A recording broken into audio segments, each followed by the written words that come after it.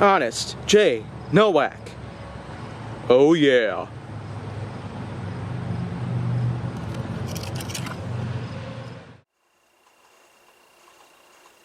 A pleasure to meet all at last, and welcome back to Honest J. Nowak, Mark of the Line.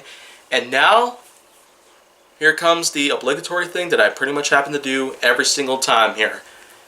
Let's get into some new subjects. This time, another German marque. Yep.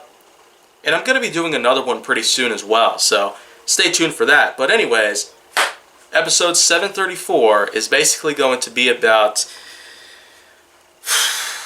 probably the current biggest part of the automotive industry thus far. It perfectly rivals the likes of many other marques like Toyota and Nissan and Ford. This is Mercedes-Benz. You probably already recognize it by that radiation-esque symbol, which basically simulates thirds, a pie chart containing thirds. That's basically what the logo sort of looks like. It looks like three little pieces stuck inside of a circle with a few lines that intersect like that, pretty much. That's a pretty nice logo, by all means, in spite of how simple it is. It really does truly define several generations that have currently passed. But if there's one big thing about Mercedes-Benz out there that I might as well go on ahead and get out of the way real quickly, it actually was the first ever car marque out there that actually made themselves a working automobile. That's right. 1886 was when Mercedes-Benz pretty much showcased the first ever fully functioning automobile. It was one of those where you basically had to start it manually, not by a key, but by a little crank. A crank, of course, that would allow a system of gears to flow through, as well as a timing belt, which was not necessarily very common back in the day, but it was Mercedes-Benz's usage to try and see if they could try and make it much easier for the car to start. And then once it does start, then various things out there are moving. They're exposed to the air and other things, which are pretty much the reasons why cars would have to be equipped with some sort of protection on the outside to prevent the engines from getting rusted or damaged.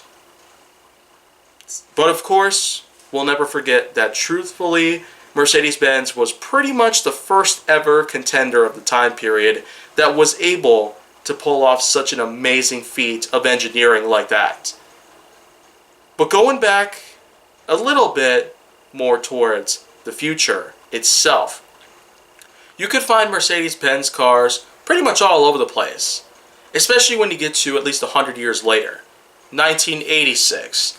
It was a time where Mercedes-Benzes were not necessarily at the best, but man, were they all over the place. It goes to show that Mercedes-Benz still does hold a lot of hopes there, even though this is way back in the day. 1986 sure was quite a big time for Mercedes-Benz.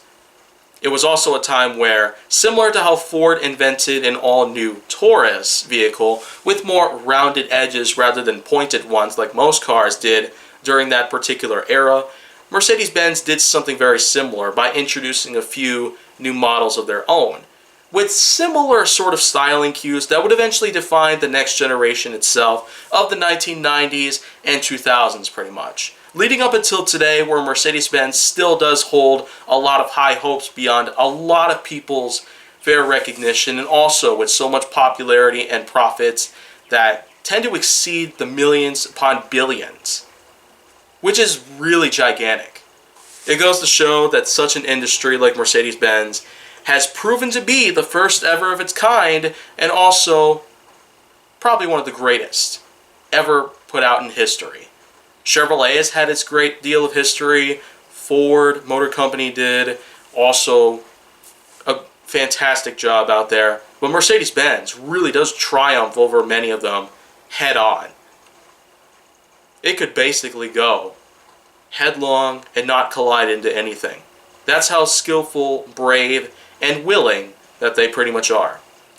They really are the best or nothing, as the slogan basically says. But judging by the many models out there, You got yourself the C class, which are basically more economy class sort of small sedans, then the E class, which are more elongated variants. They tend to pretty much be like more the luxurious type.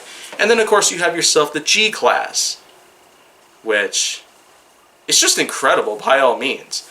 And then you have yourself various other classes, including the A class hatchback, as well as the GLA, which is very similar to that of your typical like crossover and all that good stuff. And then the M class, which are sort of a combination of flex fuelers, SUVs, and various others in the business. Of course, you also can't go very far without mentioning Mercedes-Benz's share of more greener vehicles out there. Ones that are hybrids or full-on electric. So that's just pretty much what that's all about right there. And then, of course, we cannot forget the fact that Mercedes-Benz is also getting itself a pretty good share in Vision Gran Turismo. I've already mentioned that Peugeot got its own share there because of it being very appealing to Gran Turismo at some point. And then Mercedes-Benz comes by and steals the show, pretty much, by bringing up at least a couple models from the Vision Gran Turismo lineup itself. And I have played the game, so... And the power of these Mercedes-Benz Vision vehicles are just impressive, by all means. So looking at Mercedes-Benz today, it really is the king out there. Just like Cedar Point is the king of the roller coaster industry itself. It's the king of roller coaster parks, and now you have the king of the automobile industry. So, that's pretty much all I needed to say right there. Tons of models, tons of outstanding quirks, tons of amazing feats that they were able to accomplish in history, and also a lot of really innovative and intuitive ways to get their customers on spot all the time. So, that's just pretty much what that's about. But now's the time that I go on ahead and pretty much take a bit of a detour away from it and go to somewhere else in Germany, where there's yet another auto marque that comes from there, and I might as well go ahead and talk about it. But stay tuned tomorrow if you want to see that. And if you want to see more, go down to my channel, then make sure that you like, subscribe, comment, follow me on social media, and stay on the Hollywood side.